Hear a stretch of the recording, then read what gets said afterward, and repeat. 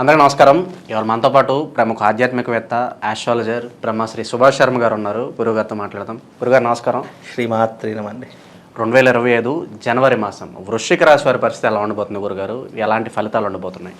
తప్పకుండా తెలియజేస్తానండి. ముందుగా ప్రేక్షకులందరికీ శ్రీమాత్రి నమః, శ్రీ గురుభ్యో నమః. వృశ్చిక రాశి వారికి రాబోయేటటువంటి జనవరి మాసం చాలా అద్భుతమైనటువంటి మాసం. సప్తమంలో గురు సంచారం చేస్తున్నాడు. అలాగే వృశ్చిక రాశి వారికి మెయిన్గా ఏంటి అంటే కనుక అర్ధాష్టమ శని ప్రభావం అనేటటువంటిది నడుస్తుంది. కాబట్టి అర్ధాష్టమ శని ప్రభావం వల్ల కొంతవరకు ఆరోగ్య భంగం అనేటటువంటిది ఏర్పడుతుంది తప్ప మిగతా విషయాలన్నింటిలో కూడా చాలా అద్భుతంగా ఉంటుంది. ఆర్థిక విషయంలో కానీ లేదు అంటే వృత్తిపరంగా కానీ వ్యాపార పరంగా కానీ లాభదాయకమైనటువంటి జీవితాన్ని గడుపుతూ ఉంటారు. తద్వారా వీళ్లకు ఆశించినటువంటి ఫలితాలు అనేటువంటి ఏర్పడతాయి. ఇంటి యందు శుభకార్యాలు చేయడము, విదేశీ ప్రయాణాలు చేయడము, ఆర్థిక పరంగా చూసుకున్నా వేరే ఇతరితర పరంగా చూసుకున్నా సహాయం చేసేటటువంటి విషయంలో కానీ అన్ని రంగాల్లో ముందుండేటటువంటి వారు ఈ యొక్క వృశ్చిక రాశి వారు అని చెప్పుకోవచ్చు. వృశ్చిక రాశి వారికి అర్ధాష్టమ శని ప్రభావం ఒకటే నెగిటివ్ తప్ప మిగతా విషయాలన్నింటిలో కూడా చాలా అద్భుతంగా ఉంది అని చెప్పుకోవచ్చు. విద్యారంగంలో కానీ వైద్య రంగంలో కానీ అలాగే ఉద్యోగ రంగంలో కానీ చాలా మెరుగైనటువంటి ఫలితాలు వీళ్ళకు ఏర్పడుతూ ఉంటాయండి. నిరుద్యోగుల పరిస్థితి ఎలా ఉండబోతుంది గురుగారు? కొత్తగా ఉద్యోగాలు ఏమైనా వచ్చే అవకాశం అయితే నిరుద్యోగుల పరిస్థితి అంటే శని బాగాలేడు కాబట్టి కొంతవరకు కష్టాన్ని కలిగిస్తూ ఉంటాడు. అంటే ఉద్యోగం లేనటువంటి వారికి మరింత కష్టపెట్టడం కానీ, లేదు అస్సలు జీవితం ఏమాత్రం బాగాలేదు అని అనుకునేటటువంటి వాళ్ళకి కర్మను అనుభవించేటటువంటి యోగంలోకి పడివేయడం కానీ ఇలాంటివి చేస్తూ ఉంటాడు. ఆల్రెడీ జీవితంలో కొంతవరకు ఒక మోస్తారుగా ఉన్నటువంటి వాళ్లకు కొంతవరకు బాగానే ఉంటుంది. కానీ ఇప్పుడిప్పుడు అభివృద్ధిలోకి వద్దాము అని అనుకునేటటువంటి వాళ్ళు, ఇప్పుడిప్పుడు జీవితంలో వృద్ధిలోకి వద్దాము అనుకునేటటువంటి వారు ఎవరైతే ఉన్నారో వాళ్లకు కొంతవరకు ఈ జనవరి మాసం ఆఫ్టర్ సంక్రాంతి తర్వాత కొద్దిగా ఇబ్బంది. సంక్రాంతిలో బాగానే ఉంటుంది, సంక్రాంతి దాటింది అంటే కొద్దిగా ఇబ్బందులు పడేటటువంటి అవకాశం మాత్రం ఏర్పడుతుందండి. గురుగారు, సంతానం లేక ఇబ్బంది పడుతూ ఉంటారు, అలాగే వైవాహిక జీవితం, సో రెండు ఎలా ఉండబోతున్నాయి ఈ మాసం? సంతానం లేనటువంటి వారికి సంతాన భాగ్యం అనేటటువంటిది సంక్రాంతి తర్వాత కలిగేటటువంటి అవకాశం ఏర్పడుతుంది. అలాగే వివాహం జరగనటువంటి వారు, వివాహం ఆలస్యం అవుతున్నటువంటి వారికి ఎవరైతే వృశ్చిక రాశి వారు ఉన్నారో వాళ్ళు కన్యాపాశుపతం అని చెప్పేసి ఉంటుంది. అంటే పురుషులకు, స్త్రీలకు కాదు, పురుషులకు కన్యాపాశుపతం ఉంటుంది. అదే స్త్రీలకు కనుక వివాహం కానటువంటి వారు ఉంటే వరపాశుపతము అని చెప్పి శివుడికి సంబంధించినటువంటి క్రతువు ఉంటుంది. ఆ క్రతువు కనుక చేసుకుంటే శీఘ్రాతి శీఘ్రంగా మంచి వివాహం జరిగేటటువంటి అవకాశము, జీవితంలో ఆనందంగా ఉండేటటువంటి అవకాశం, కోరుకున్న వారితో వివాహం జరిగేటటువంటి అవకాశం ఈ దాని ద్వారా కలుగుతుందండి. గురుగారు, కొత్త సంవత్సరం కాబట్టి కొత్తగా గృహాలు స్థలాలు కొనుక్కోవాలనుకుంటారు, అటువంటి వారి పరిస్థితి ఎలా ఉండబోతుంది గురుగారు? గృహం కొనుక్కుందాము అనుకునేటటువంటి వారు, కొత్తింటి వారు కావాలి అనుకునేటటువంటి వారు ఇప్పుడున్నటువంటి ఈ జనవరి మాసం చాలా కలిసి వచ్చేటటువంటి మాసం. ఆఫ్టర్ సంక్రాంతి తర్వాత గృహయోగం కానీ, బంగారం కొనుక్కోవడం కానీ, వాహన యోగం కానీ తప్పకుండా కలిగేటటువంటి అవకాశము ఈ యొక్క వృశ్చిక రాశి వారికి ఏర్పడుతుందండి. రాజకీయ సినీ రంగాల్లో ఉన్న వారికి ఎలా ఉండబోతుంది గురుగారు ఈ మాసం? ముఖ్యంగా రాజకీయ రంగంలో కనుక చూసుకుంటే వృశ్చిక రాశి వారికి కొన్ని మార్పులు చేర్పులు జరుగుతూ ఉంటాయి. లేదు అంటే కనుక రాజకీయంలో ఈ పదవీ గండం అనేటటువంటిది ఏర్పడుతుంది. ఎందుకంటే బికాస్ శని అర్ధాష్టమంలో ఉన్నాడు కాబట్టి పదవీ గండం ఏర్పడము, ప్రజల నుండి వ్యతిరేకత రావడము, నీలాప నిందలు అనుభవించడము, చెయ్యనటువంటి తప్పుకైనా సరే ఏదో ఒక కష్టాన్ని అనుభవించేటటువంటి విధంగా చేయడము, ఇలాంటివి ఎక్కువగా జరుగుతూ ఉంటాయి. కనుక రాజకీయ నాయకులకు మాత్రం కొద్దిగా గడ్డు కాలము అని చెప్పుకోవచ్చు. సినిమా రంగంలో ఉన్నటువంటి వారికి కూడా నీలాప నిందలు రావడము, న్యూస్లో బాగా హల్చల్ చేయడము, లేదు అనంటే కనుక చెయ్యనటువంటి తప్పుకి అనవసరంగా శిక్షణ అనుభవించేలా చేయడము, ఇలాంటివి ఎక్కువగా జరుగుతాయి. ఎగ్జాంపుల్గా మన అల్లు అర్జున్ గారిని తీసుకోవచ్చు.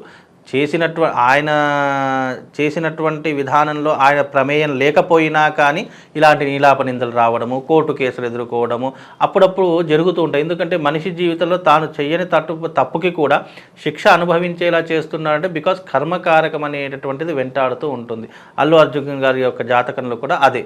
ఆయన సినిమాకు వెళ్ళడము, ఎవరో తొక్కిసాటలో చనిపోతే ఈయన మీద నిరాపణ చేయడము, ఇవన్నీ కూడా అకస్మాత్తుగా జరిగినటువంటి సంఘటన. అలాగే ఇప్పుడు కూడా వృశ్చిక రాశి వారికి అలాంటి అకస్మారక సంఘటనలు జరుగుతూ ఉంటాయండి. గురుగారు, ఇంకా మంచి ఫలితాలు పొందడానికి ఈ రాశి వారు ఎటువంటి పరిహారాలు చేసుకుంటే బాగుంటుందంటారు? వీళ్ళు ఏదైనా పరిహారం చేసుకోవాలి అని అనుకుంటే గనక తప్పకుండా వీళ్ళు ఒక మాల చెప్తాను, అది ఈ మధ్య కాలంలో చాలా కరంగలి మాల ఈ మధ్య కాలంలో చాలామంది వేసుకోండి. కరంగలి మాల వేసుకోండి, అది నెగిటివ్ ఎనర్జీని దూరం చేస్తుంది, అలాగే పాజిటివ్ ఎనర్జీని గెయిన్ చేస్తూ ఉంటుంది.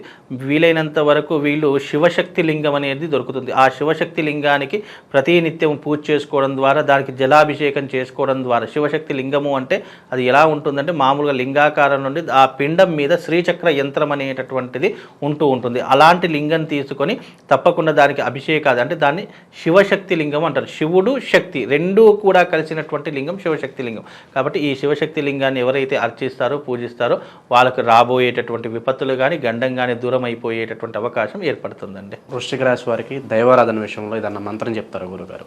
వృశ్చిక రాశి వారు ఏదైనా మంత్రం చేసుకోవాలి అని అనుకుంటే గనక వాళ్లకు మృత్యుంజయాయ రుద్రాయ నీలకంఠాయ శంభవే అమృతేశాయ శర్వాయ మహాదేవాయ తే నమః అనేటటువంటి మంత్రం చదువుకుంటే పరమేశ్వరుడి యొక్క సంపూర్ణమైనటువంటి అనుగ్రహం కలుగుతుందండి. అయితే ముఖ్యంగా ఈ రాసుల వాళ్ళు రాబోయేటటువంటిది సంక్రాంతి 2025 కాబట్టి ఈ సంక్రాంతిలో కీడు దినాలు కూడా చాలామందికి ఏర్పడుతూ ఉంటాయి. ద్వాదశ రాసుల రీత్యా బాగున్నా బాగా లేకపోయినా కొన్ని రాసుల వారు తప్పకుండా దైవారాధన చేసుకోవడం చాలా ముఖ్యము. మీ రాశి వాళ్ళు ముఖ్యంగా ఏదైనా చేసుకోవాలంటే శివుడికి సంబంధించినటువంటి ఆర్ద్రాభిషేకం అనేటటువంటిది ఒకటి ఉంటుంది. లేదు అని అనుకుంటే గనక ఈ రాశి వాళ్ళు ముఖ్యంగా తప్పకుండా శివశక్తి లింగం అనేటటువంటిది ఒకటి ఉంటుంది. ఆ శివశక్తి లింగాన్ని మీ ఇంటికి తెచ్చుకొని తప్పకుండా ఆ శివశక్తి లింగానికి ప్రతి నిత్యము ఉదయము లేచిన వెంటనే స్నానం ఆచరణ చేసుకొని ఓం నమః శివాయ అనుకుంటూ ఆ శివశక్తి లింగానికి వీలైతే ఆవు పాలతో, లేదు అని అంటే కనుక మంచి గంగ నీళ్లు తీసుకోండి, లేదా ఫ్రెష్ వాటర్ తీసుకొని దానికి అభిషేకం చేస్తూ ఉండండి. అభిషేకం చేసినటువంటి జలాన్ని మీరు తీర్థంగా స్వీకరించడం వల్ల ఆయా రాసుల వారికి తప్పకుండా శుభము లాభం కలిగేటటువంటి అవకాశం ఉంటుంది. ఎందుకు అనంటే కనుక శివారాధన ఎక్కడనైతే నిరంతరము కొనసాగుతుంటుందో వాళ్లకు గ్రహ సంచారం అనేటటువంటిది పాజిటివ్లోకి మారేటటువంటి అవకాశం ఉంటుంది. జాతకం ఎంత నీచంగా ఉన్నా కానీ శివుడి యొక్క ఆరాధన వల్ల మనకు అద్భుతమైనటువంటి ఫలితాలు అనేటటువంటివి వస్తూ ఉంటాయి. అది కూడా శివశక్తి లింగం తీసుకోండి. శివశక్తి లింగం అంటే అర్థం ఏంటి అంటే కనుక శివలింగ ఆకారంలో ఉన్నటువంటి స్ఫటిక లింగం ఒకటి దొరుకుతుంది. దానిపైన శ్రీయంత్రం ఉంటుంది. ఆ శివలింగం యొక్క పిండం పైన ఈ యొక్క శ్రీయంత్రం అనేటటువంటిది చెక్కింది ఉంటుంది. ఆ శివశక్తి లింగానికి గనక ఎవరైతే ఏ నక్షత్రం వాళ్ళు ఏ రాశి వాళ్ళైతే దానికి నిరంతరం అభిషేకాది క్రతువులు చేస్తారో, ముఖ్యంగా ఎవరు చేస్తారు, ఏలినాటి శని ప్రభావం ఉన్నటువంటి వారు, జాతకం నీచంగా ఉన్నటువంటి వారు, రాశి ప్రభావాలు గ్రహ సంచారం బాగా లేనటువంటి వారు ఎవరైతే ఉన్నారో అలాంటి ప్రతి ఒక్కరూ కూడా ఈ యొక్క శివార్చన చేసుకోండి. తద్వారా మీకు శుభము లాభం కలుగుతుంది. ఈ యొక్క రాశి వాళ్ళు తప్పకుండా ఈ యొక్క శివారాధన చేసుకోండి. తద్వారా వాళ్ళకు శుభము లాభంతో పాటు ఆ శివుడి యొక్క సంపూర్ణమైనటువంటి అనుగ్రహం కలుగుతుంది. శ్రీమాత్రే నమః. శ్రీ గురుభ్యో నమః.